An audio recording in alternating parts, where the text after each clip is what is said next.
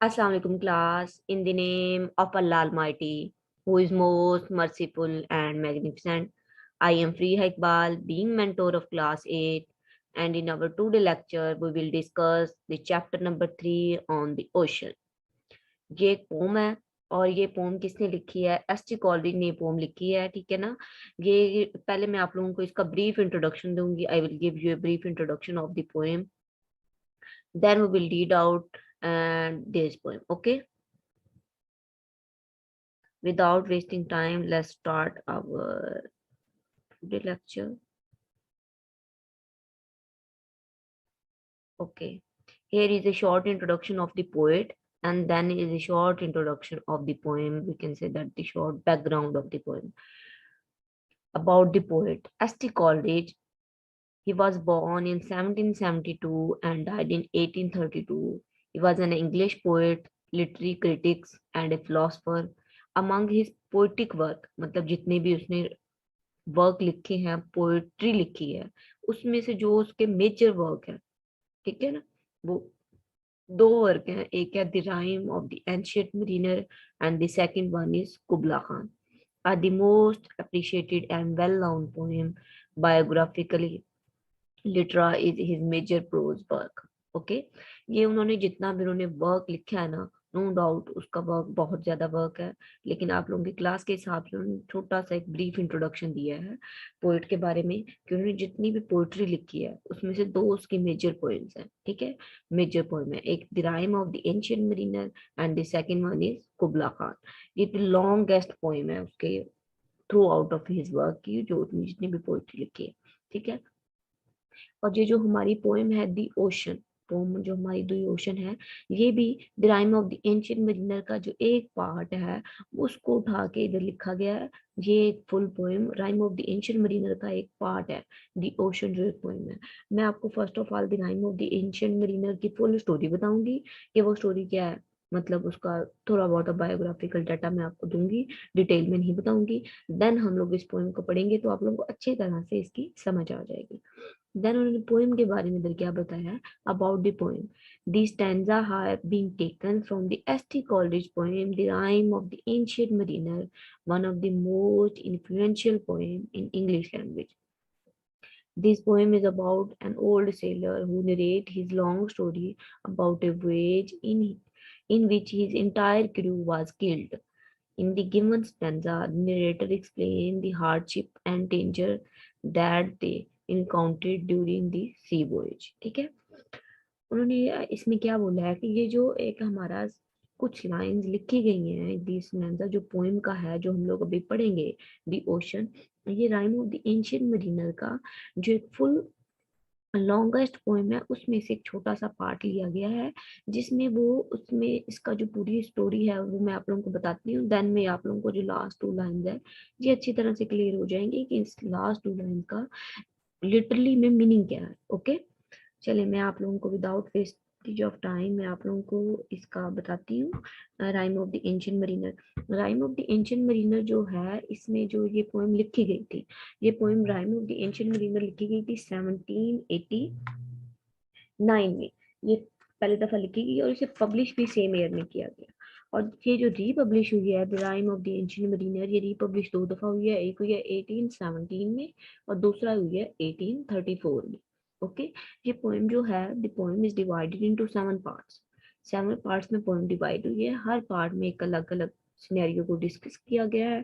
ठीक है ना, लेकिन हम लोग उस तरह से पोएम को नहीं करेंगे कि इस पार्ट में क्या चीज डिस्कस हुई है, इस पार्ट में क्या चीज डिस्कस हुई है, वो आप लोगों को अगली क्लासों में जाके आप लोग डिटेल में इसको पढ़ लेंगे. मैं आपको इसका ब्रीफ इंट्रोडक्शन या ब्रीफ बताऊंगी कि इस पोएम में टोटल ओवरऑल हुआ क्या. ठीक है, 7 पार्ट्स में डिवाइड हुई है और ये जो पार्ट हम लोग इन्होंने हमें दिया है ये सेकंड पार्ट का एक हिस्सा है, छोटा सा पार्ट का हिस्सा है. अब इसमें से टोटल जो करेक्टर है rhyme of the ancient Mariner में वो क्या है, कौन कौन से. उसमें एक एंशिएंट मरीनर है, एक वेडिंग गेस्ट है, एक सेलर है, एक एल्बर्टोज एक बर्ड है, सी बर्ड है. ओके, इसका एक बहुत रोल है इस पोएम में या इस पोएम में.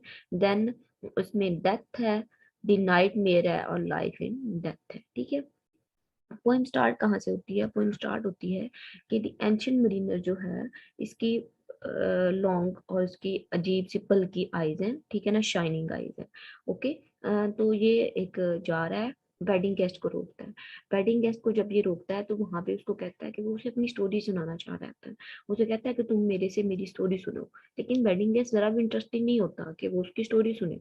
क्यों स्टोरी सुने उसकी? क्योंकि वो तो उसे जानता नहीं है, तो वो उसकी स्टोरी क्यों सुने? देन वो क्या करता है, देन वो जो उसकी चमकदार नीली ब्लू आईज होती हैं वो उसकी तरफ से उसे देखता है, और देन वो उसकी स्टोरी सुनने के लिए आमादा हो जाता है। वी कैन से दैट कि वो उस पर मैजिक कर देता है। देन वो उसकी स्टोरी सुनने के लिए आमादा हो जाता है, कहता है ठीक है मैं तुम्हारी स्टोरी सुनूंगा। अब वो जो एंशियंट मरीनर है वो वेडिंग गेस्ट को अपनी स्टोरी सुना रहा है, ठीक है। वो क्या उसको अपनी स्टोरी सुनाता है, वो कहता है वो और उसके जो साथी होते हैं वो एक शिप पे, वोयज पे, एक वो निकलते हैं, वोयज पे निकलते हैं अपने साथियों के साथ, ठीक है। उन्हें जिस मंजिल पे जाना होता है वो जा रहे होते हैं। अभी वो निकलते ही हैं तो रास्ते में क्या हो जाता है, स्ट्रोम आ जाता है, ठीक है ना। स्ट्रोम की वजह से उनकी जो स्ट्रोम जब थम जाता है, रुक जाता है, स्टॉप हो जाता है, आफ्टर दैट वो ऑब्जर्व करते हैं कि वो किसी अजीब से आइलैंड पे हैं जहाँ पे हर तरफ बर्फ ही बर्फ है, फ्रोजन बर्फ है एवरीवेयर, हद निगाह तक, दूर तक। उन्हें नहीं पता कि वो कहाँ पे आ गए। अब वो सारे परेशान हैं कि यार हमारे साथ क्या हो गया। 2-3 दिन ऐसे ही गुजर जाते हैं। एंड आफ्टर दैट क्या होता है कि वहां पे एक बर्ड की वॉइस सुनने को उनको मिलती है। एक बर्ड आता है, सी बर्ड होता है। उस बर्ड का नाम होता है अल्बर्टॉस, ठीक है। वो बर्ड जब आता है वहां पे, उस बर्ड के आने के बाद वहां पे क्या होता है कि वहां पे सारी जो होती है ना उनकी बर्फ पिघल जाती है, और उनका जो है शिप है, वो जो है वो अपनी मंजिल की तरफ चलना शुरू हो जाता है। वो बहुत खुश होते हैं इस बात से कि ये जो हमारा ये जो अब बर्ड की वजह से हमारी जो मुश्किलात थी, हमारी जो टेंशन थी, हमारी जो वरी थी, या जो जिस ट्रबल में हम लोग थे, वो खत्म हो गई, ठीक है। तो वो बर्ड को एक गुड साइन के तौर पर, एक होप के तौर पर कंसिडर कर लेते हैं। Bird is a sign of good, या bird is a sign of hope उनके लिए हो जाता है। वो फिर क्या होता है, ऐसे दिन गुजरे होते हैं, डे आफ्टर डे गुजर जाते हैं। हर रोज वो अल्बर्टोस आता है उनके शिप के पीछे, और वो मतलब आ रहा होता है। एक दिन क्या होता है कि उनका जो लीडर होता है, एंशियंट मरीनर, वो क्या करता है, वो उसे मार देते हैं विदाउट एनी रीजन। कोई रीजन नहीं होती, वो उसे मार देता है। जैसे ही वो उसे मार देता है, वो जो उसके सारे जो होते हैं दोस्त, उसका जो साथ क्रू होता है, वो सारा जो उधर इंजूट किया, which is entire crew was clean, जो उसके साथी होते हैं साथ, वो उसे मतलब बुरा भला कहते हैं। उसे कहते हैं तूने उसे विदाउट एनी रीजन अल्बर्टोस को मार दिया है, अब हमारे साथ बुरा होगा, कि हम लोग के साथ बुरा होगा। अब वो इस टेंशन और परेशानी में होंगे कि मे बी मतलब अब हमारे साथ क्या होने वाला है। ओके, अब क्या होता है कि उनके साथ ऐसा कुछ बुरा नहीं होता। तो with the passage of the time, with in second या विद इन मिनट, वो अपना जो स्टेटमेंट होती है, जो वो पहले बोल रहे होते हैं कि अल्बर्टोस हमारे लिए साइन ऑफ होप था, साइन ऑफ गुडनेस था, ये अल्लाह का मैसेंजर था, ऑल दैट, इस तरह के फिक्रे वो चेंज कर देते हैं। वो कहते हैं नहीं, तुमने बहुत अच्छा किया है इस अल्बर्टोस को मार के, क्योंकि शायद इसी की वजह से हम लोग मुसीबत में फंसे हुए थे। ओके, देन क्या होता है, देन एकदम से जो होता है समंदर, जिस समंदर में वो अपने रास्ते में होते हैं, वहां पे पानी हवा थम जाती है, रुक जाती है, और एकदम से मतलब ना वहां पे उनको समझ नहीं आ रही होती कि उनकी तो जन हवा थम गई है। हवा थम के थमने की वजह से उनका शिप मूव नहीं कर रहा, कहीं भी नहीं जा रहा। जब उनका शिप बिल्कुल भी मूव नहीं कर रहा, तो वहां पे परेशान है, ठीक है, कि अब क्या होगा। ठीक है, अब उन्हें जब वो परेशान है, अब उनके लिए खाने पीने की जो चीजें हैं वो भी खत्म हो गई हैं, उनको पानी चाहिए। इवन वो समंदर में है लेकिन उनके लिए पीने का पानी नहीं है, वो वाला पानी खराब है। जिस एरिया में वो वहां पे आके फंस गए हैं, वो स्टक हो गए हैं, वहां का पानी नहीं ठीक है, वो बहुत खराब है। वाटर इज एवरीवेयर, बट उनके पीने के लिए कोई पानी नहीं है। अब वो क्या करते हैं, अब वो एंशियंट मरीनर को कहना शुरू कर देते हैं कि हम लोग जिस ट्रबल में हैं वो तुम्हारी वजह से है। तो वो गुस्से में आके अल्बर्टोस का जो अल्बर्टोस, मरा हुआ अल्बर्टोस होता है, वो उसके हैंग कर देते हैं, उसके गले में, एंशियंट मरीनर के गले में हैंग कर देते हैं। ठीक है, अब वो सारे परेशान है।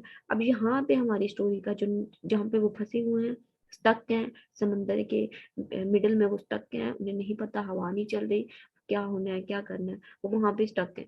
जहाँ पे वो स्टक है वहां का जो जो पार्ट है, सेकंड पार्ट है, उसका ये जो निकल गया, water water everywhere but not a drop of drink to drink. मतलब पानी हर तरफ है लेकिन पीने के लिए कतरा भी नहीं है।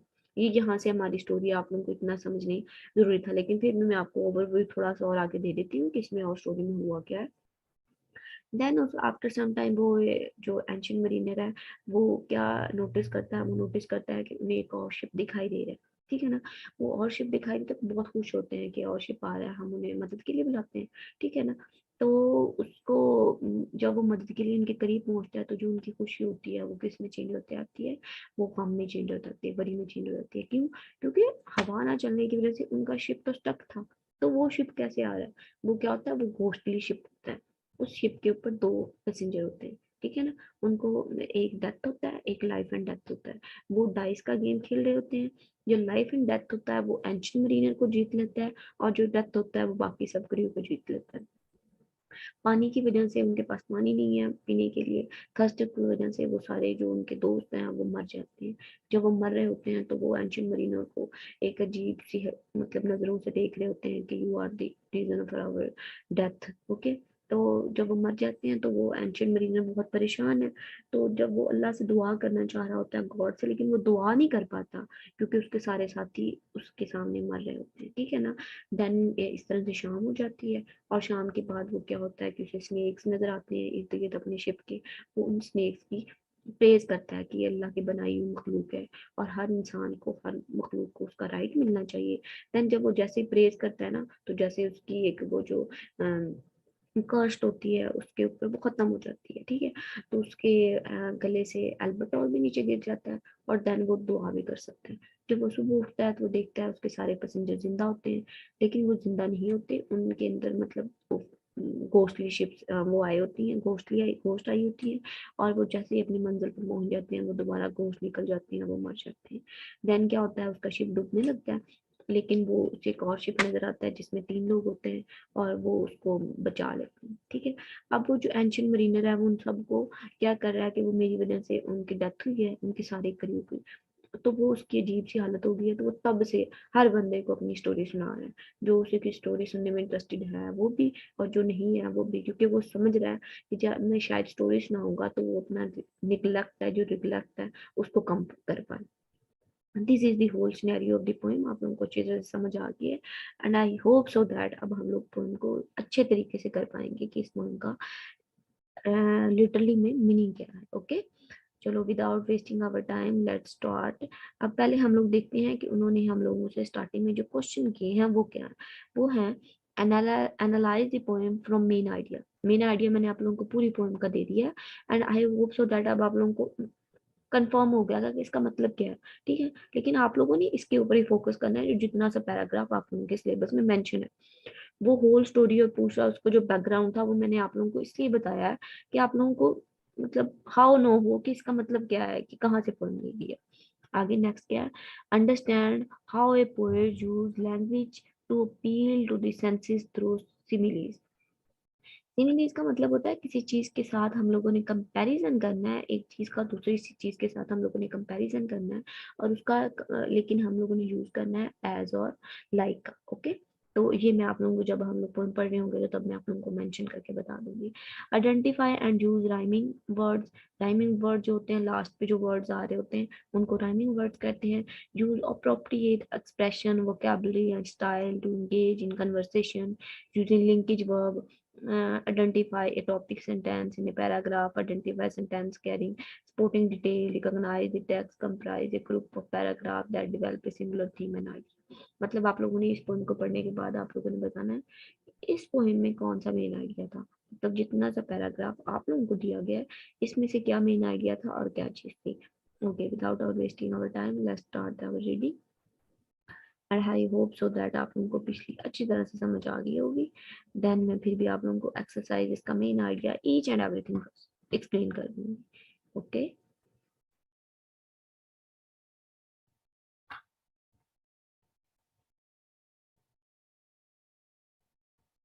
All in a hot and copper sky, गरम और तांबे की तरह आसमान पर। The bloody sun at noon, दोपहर के वक्त खून जैसे सुर्ख सूरज, मतलब दोपहर का वक्त है और वो अब वहां पे ना हमें बता रहा है कि जिस वक्त उन्हें पानी चाहिए, वो थर्स्टी है, उन्हें पीने के लिए पानी चाहिए, वो वहां का बता रहा है, सीन बता रहा है कि वहां पे कैसा सीन है, ठीक है ना, समंदर का। All in hot and copper sky, मतलब आसमान किस तरह का है, all in hot and copper sky, गरम और तांबे की तरह आसमान है, ठीक है ना।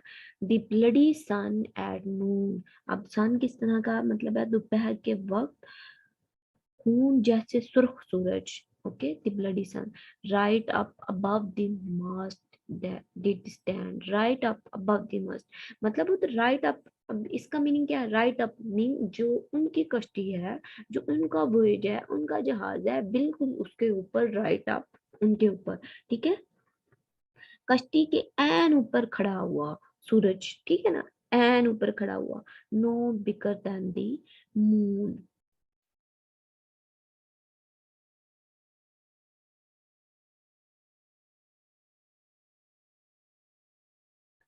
No bigger than the moon, के चांद से ज्यादा नजर बड़ा नजर नहीं आ रहा, day after day, day after day, दिन से दिन, मतलब दिन गुजरते गए, दिन गुजरते गए, एक दिन के बाद दूसरा दिन, दूसरे दिन के बाद तीसरा दिन गुजर रहा है, वी स्टक, हम लोग फंसे हुए हैं, nor breath nor motion, we stuck, कि हम लोग वो बिल्कुल साकत हैं, फंसे हुए हैं उस पे, नॉर ब्रेथ, ना ही तो हवा है और ना ही कोई मोशन हो रही है, ठीक है, वो एक जगह पे स्टक हैं, कई दिनों से, दिन पे दिन गुजरते जा रहे हैं, ना ही तो हवा है और ना ही कोई हरकत हो रही है, as ideal as a ship, as a painted ship upon a painted ocean,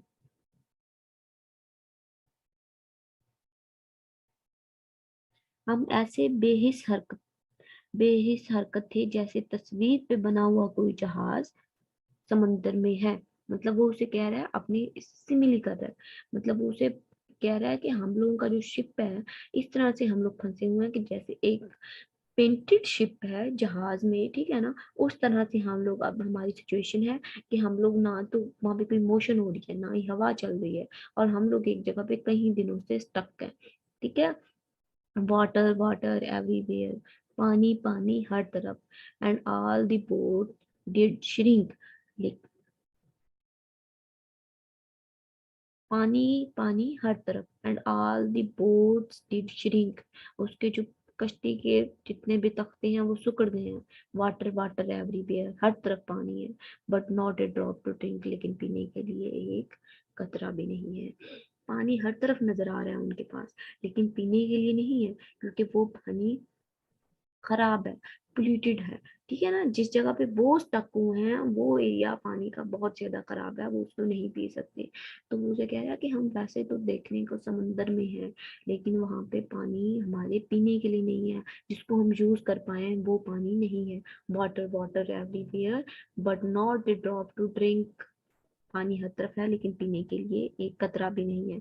अब इन्होंने साइड पे जो क्वेश्चन दिए हैं वो क्या है, what do you understand by copper sky, मतलब आप लोगों को कॉपर स्काई का क्या मतलब लग रहा है, तो डेफिनेटली वो यहाँ पे किस चीज की बात कर रहा है, वो सन के बारे में बता रहा है कि जिस जगह पे वो स्टक हैं उस वक्त सन की क्या सिचुएशन है, सन किस तरह से लग रहा है, सन को वो उनकी बता रहा है, तो इट्स मीन के जो है वो स्काई, या स्काई को वो बता रहा है कि स्काई का जो कलर है वो इस वक्त कॉपर हुआ हुआ है, are in hot and copper sky, मतलब वो उस जैसा उसको कॉपर की तरह बना दिया है उसने स्काई को, दैट इज कॉल्ड, हम लोग उन कॉपर स्काई का मतलब ये है कि कॉपर वो इतनी तपश है सूरज की कि वो जो स्काई है वो किस कलर का उनको नजर आ रहा है, वो कॉपर नजर आ रहा है, ठीक है, that is it. Next question second paragraph से जो सेकंड वो है, इसकी अब लोग राइमिंग क्या है, rhyming, sky, moon stand moon day,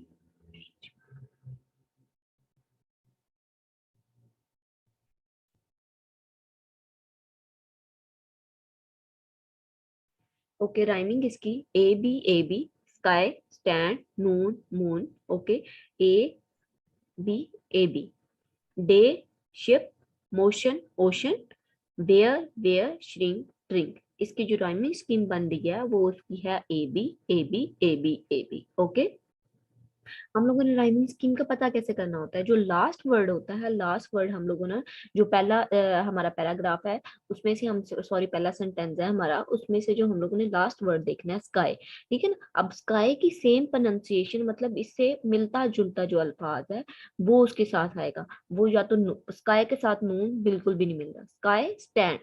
okay, इनकी प्रोनाउंसिएशन सम हाउ एक दूसरे से मिल रही है। स्काई स्टैंड, नून और मून। मीन स्काई को हम लोग ए देंगे, नून को बी देंगे, देन फिर ए आएगा और फिर बी आएगा। ए बी, ये इसकी राइमिंग स्कीम है थ्रू आउट दी, ये हमारी जो पोएम है इस पे। अब सेकंड क्वेश्चन क्या है, how does the poet describe the मोशनलेसनेस।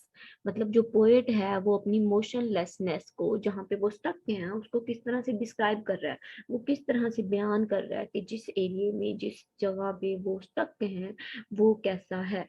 वो कह रहा है कि हम लोग, वो उस अपने जो जिस एरिया में, जिस जगह पे वो स्टक है, वो उसको क्या कर रहा है, वो उसको एक पेंटेड शिप के साथ तशबीह दे रहा है। ये पेंटेड शिप के साथ उसका कंपैरिजन कर रहा है अपनी शिप का, कि हमारा शिप इस वक्त स्टक है और वो इस तरह से लग रहा है कि जैसे कोई एक पेंट हो, शिप हो, पेंटेड हो, पेंट मतलब इस तरह से पेंटिंग हो जो वॉल पे लटक रही है, हैंग है, और उसके ऊपर एक जहाज है जो किसी जगह पे स्टक है।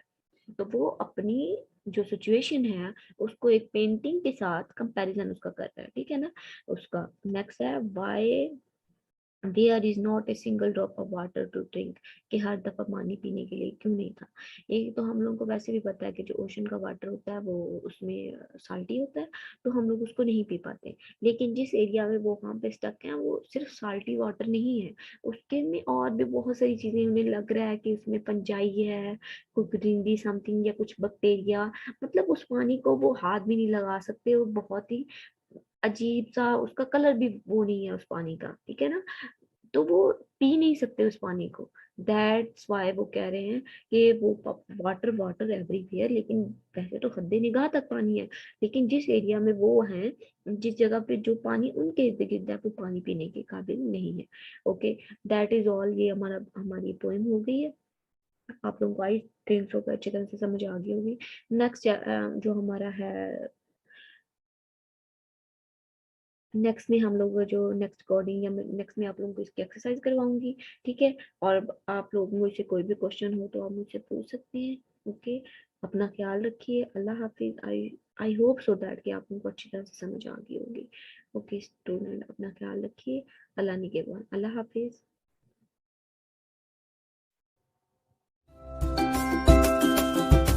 अजीज तलबा और तालबात, फ़रूक फाउंडेशन ऑनलाइन स्कूल के ज़रिए यकसा नसाब के मुताबिक तालीम हासिल करें।